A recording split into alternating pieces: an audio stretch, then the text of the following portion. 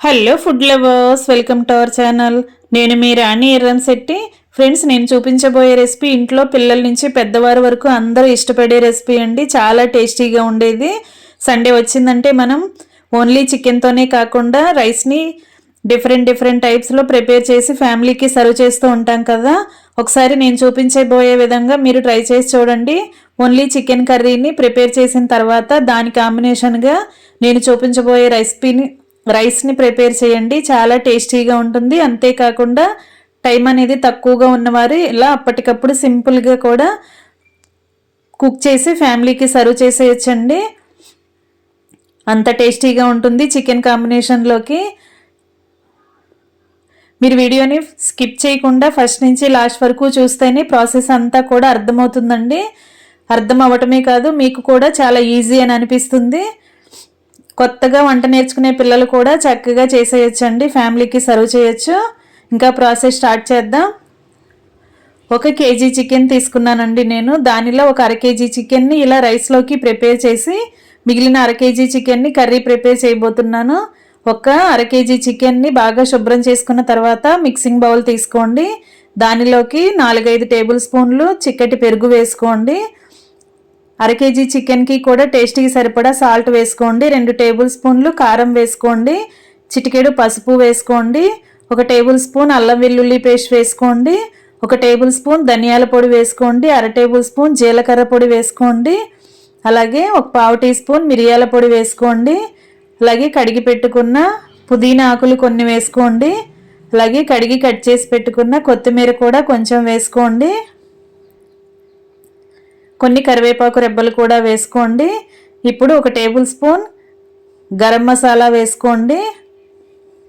ఇవన్నీ కూడా పెరుగులో కలిసే వరకు చక్కగా స్పూన్తో కలిపేసుకోండి. ఇలా మనం చికెన్లో అన్నీ వేసే కన్నా ఇలా పెరుగులోనే మనం ఇంగ్రీడియంట్స్ అన్నీ వేసుకుని బాగా పెరుగుని ఇలా గరిటతో కలుపుకున్నట్లయితే ఇంగ్రీడియంట్స్ అన్నీ కూడా చక్కగా పట్టి పెరుగుకి టేస్ట్ అనేది బాగా వస్తుందండి.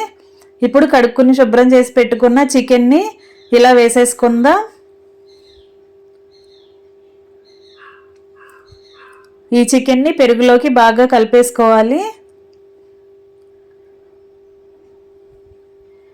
ఇలా బాగా కలుపుకుని ఇలా మ్యారినేట్ చేసుకుని ఒక అరగంట పాటు ఫ్రిడ్జ్లో పెట్టుకోండి. లేదంటే బయట పెట్టుకున్నా సరే మనం వేసిన మసాలాలన్నీ చికెన్కి పడతాయి. ఇప్పుడు రైస్ చూపిస్తున్నానండి. ఇవి బాస్మతి రైస్ కాదండి, నార్మల్గా ఇంట్లో చేసుకునే రైసేనండి. బీపీటీ రైస్ అంటాం కదా, వాటిని 2 గ్లాసుల రైస్తో నేను ఇప్పుడు మీకు కుక్ చేసి చూపించబోతున్నాను. వీటిని గిన్నెలో వేసుకుని వాటర్ పోసుకుని నానబెట్టుకుని ఉంచుకోండి ఒక అరగంట పాటు. చికెన్ మ్యారినేట్ చేసేలోపు బియ్యం కూడా నానతాయి. ఇప్పుడు హోల్ ఇంగ్రీడియంట్స్ అని గరం మసాలా దినుసులండి, పలావ్ దినుసులన్నీ కూడా ఇలా ఒక ప్లేట్లోకి సర్ది పెట్టుకోండి. మసాలా ఘాట్ అనేది మీరు కారానికి తగ్గట్టుగా అడ్జస్ట్ చేసుకోండి. నేను ఇలా కొన్ని చూపించాను కదా. ఇప్పుడు స్టవ్ వెలిగించుకుని పలావ్కి సరిపడా పాత్ర పెట్టుకోండి. ఇప్పుడు 2 గరిటెల ఆయిల్ పోసుకోండి. 2 టేబుల్ స్పూన్లు నెయ్యి వేసుకోండి. ఇవి 2 బాగా కాగిన తర్వాత ఇలా హోల్ గరం మసాలా దినుసులన్నీ వేసుకోండి, పలావ్ దినుసులన్నీ వేసుకోండి. ఇవి ఫ్రై అవుతున్నప్పుడు సన్నగా పొడవుగా కట్ చేసుకున్న ఆనియన్స్ అండి 1 కప్పు వేసుకుని 2 పచ్చిమిర్చి కూడా చీలికలుగా కట్ చేసి వేసుకోండి. వీటిని ఆయిల్లో కొంచెంసేపు ఫ్రై చేద్దాం. ఫ్రెండ్స్, కొత్తగా నేర్చుకునే పిల్లలు కూడా ఈ ప్రాసెస్ని సింపుల్గా ప్రిపేర్ చేసేసి ఫ్యామిలీకి సర్వ్ చేయొచ్చండి. చాలా ఈజీ అనిపిస్తుంది. వీడియోని స్కిప్ చేయకుండా లాస్ట్ వరకు చూడండి. పచ్చిమిర్చి చీలికలు కూడా వేసుకుని అవి కూడా ఆయిల్లో కొంచెం సేపు ఫ్రై చేసుకోవాలి. ఇప్పుడు కడిగి పెట్టుకున్న పుదీనా ఆకులు, కడిగి కట్ చేసి పెట్టుకున్న కొత్తిమీర రెబ్బలు కూడా వేసుకోండి. కడిగి పెట్టుకున్న కరివేపాకు కూడా కొంచెం వేసుకుని ఇవి 3 కూడా ఆయిల్లో దినుసులతో పాటు ఫ్రై చేసుకోవాలి. ఆనియన్స్ ఫ్రై అవ్వడానికి చిటికెడు సాల్ట్ కూడా వేసుకోండి. ఇలా బాగా ఫ్రై అవుతున్నాయి కదా. ఇప్పుడు ముందుగానే గ్రైండ్ చేసి పెట్టుకున్న అల్లం వెల్లుల్లి పేస్ట్ అండి 1 టేబుల్ స్పూన్ వేసుకోండి. ఇలా మనం ముందుగానే ప్రిపేర్ చేసి పెట్టుకున్నామంటే ఎప్పుడు కావాలంటే అప్పుడు పని త్వరగా అయిపోతుందండి, చక్కగా వాడుకోవచ్చు. అల్లం వెల్లుల్లి గ్రైండ్ చేసినప్పుడు కొంచెం పసుపు కొంచెం సాల్ట్ వేసుకుని గ్రైండ్ చేసుకున్నామంటే ఫ్రిడ్జ్లో పెట్టకపోయినా కూడా స్టోర్ చేసుకోవచ్చు. ఆనియన్స్ దినుసులు బాగా ఫ్రై అయిన తర్వాత ఇలా మ్యారినేట్ చేసుకుని పెట్టుకున్న చికెన్ని అలా వేసేసుకుని కొంచెంసేపు ఉడికించుకుందామండి. చికెన్లో నుంచి వాటర్ అనేవి రిలీజ్ అవుతూ ఉంటాయి కదా, కొంచెంసేపు మూత పెట్టుకుని ఫ్లేమ్ని తగ్గించుకుని ఉడికించుకోండి. ఒకసారి చూసుకున్నట్లయితే చికెన్లో నుంచి వాటర్ అనేవి వస్తున్నాయి. ఇప్పుడు ఈ సూప్ని ఒకసారి టేస్ట్ చూడండి. కారం కానీ మసాలాలు కానీ సాల్ట్ కానీ చాలకపోతే మీ ఘాటుకి టేస్ట్కి తగ్గట్టుగా యాడ్ చేసుకోండి. ఒకసారి కర్రీ టేస్ట్ చూసుకుని తగ్గితే యాడ్ చేసుకోండి. ఇప్పుడు నానబెట్టుకుని శుభ్రంగా కడుక్కున్న బియ్యాన్ని అలా వాటర్ అన్నీ తీసేసుకుని ఇలా కర్రీ మీద వేసేసుకుందాం. ఇలా మొత్తం కూడా వేసుకున్న తర్వాత ఒక్కసారి బియ్యాన్ని గరిటెతో కలుపుకున్నట్లయితే ఆయిల్ అంతా కూడా రైస్కి పట్టి రైస్ అనేవి ముక్కలు ముక్కలుగా అవ్వకుండా రైస్ చక్కగా కరెక్ట్గా ఉడుకుతుందండి, పొడి పొడిలాడుతూ. మనం ఏ గ్లాస్తో అయితే బియ్యం తీసుకున్నామో అదే గ్లాస్తో 4 గ్లాసులు వాటర్ తీసుకోండి. ఎందుకంటే ఇవి బీపీటీ రైస్ అని చెప్పాను కదా, వీటికి 1 గ్లాస్ బియ్యానికి 2 గ్లాసుల వాటర్ కరెక్ట్గా సరిపోతాయండి.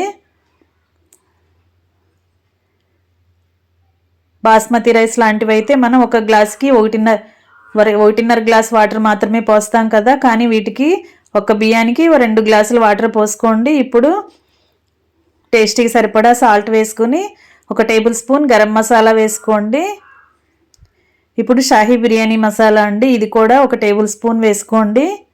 ఎందుకంటే ఇలా మనం మసాలా ఇంగ్రీడియంట్స్ అన్నీ కూడా ముందుగా రెడీ చేసి పెట్టుకున్నామంటే మనం అప్పటికప్పుడు కుక్ చేసేసి ఫ్యామిలీకి సర్వ్ చేయొచ్చండి. ప్రాసెస్ అనేది తక్కువగా అవుతుంది, టైం కూడా తక్కువ పడుతుందండి. టైం మనకి చాలా సేవ్ అవుతుంది. ఇలా అల్లం వెల్లుల్లి కానీ మసాలాలు కానీ ముందుగానే మనం ప్రిపేర్ చేసుకుని పెట్టుకున్నామంటే టైం అనేది లేదు అని అనుకున్నవారు చక్కగా అప్పటికప్పుడు ఇలా రైస్ని ప్రిపేర్ చేసి పెట్టుకోవచ్చు. ఒకసారి మూత తీసుకుని చూసుకుందాం. ఇవి ఆనియన్స్ అండి.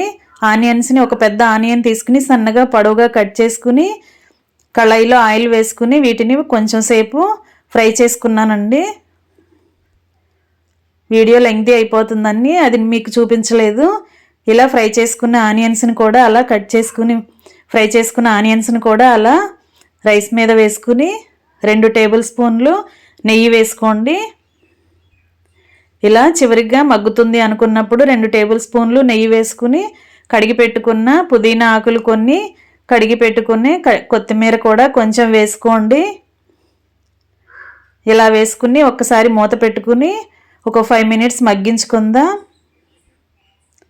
ఈ ఫ్లేవర్ అంతా కూడా రైస్కి పట్టే వరకు కొంచెంసేపు మగ్గించుకుందాం. ఫ్లేమ్ సిమ్లో పెట్టుకుని ఉంచుకోండి. ఈ ప్లేట్ మీద ఏదైనా బరువుగా ఉన్న వస్తువు పెట్టుకోండి. నేను ఒక గిన్నె నిండా వాటర్ పోసుకుని ఆ బరువుగా ఉన్న గిన్నెను ఈ ప్లేట్ మీద పెట్టానండి. ఎందుకంటే ఆవిరి అనేది బయటికి వెళ్లకుండా మనకి రైస్కి పడుతుందండి ఆ మసాలా ఫ్లేవర్ అంతా కూడా. అందుకే ఇలా బరువుగా ఉన్న వస్తువు ఏదైనా పెట్టుకోండి. కొంచెం మగ్గిన తర్వాత మనం ఒకసారి మూత తీసుకుని చూసుకుని ఒక్కసారి గరిటెతో అలా రైస్ని అడుగు నుంచి పైకి అలా ఒకసారి వేసుకుని మళ్ళీ మూత పెట్టుకుని మగ్గించుకుందాం. ఇంకా రెడీ అయిపోయిందండి. స్టవ్ ఆఫ్ చేసేసుకుని ఇలా వేడివేడి రైస్ని ఫ్యామిలీకి సర్వ్ చేసుకోవటమే. ఒక్కసారి మీరు ఈ రెసిపీని ఈ ప్రాసెస్ని ఫాలో అయ్యి మీరు కూడా ఇంట్లో కుక్ చేసి సర్వ్ చేయండి. మీ అందరికీ కూడా నచ్చుతుందండి.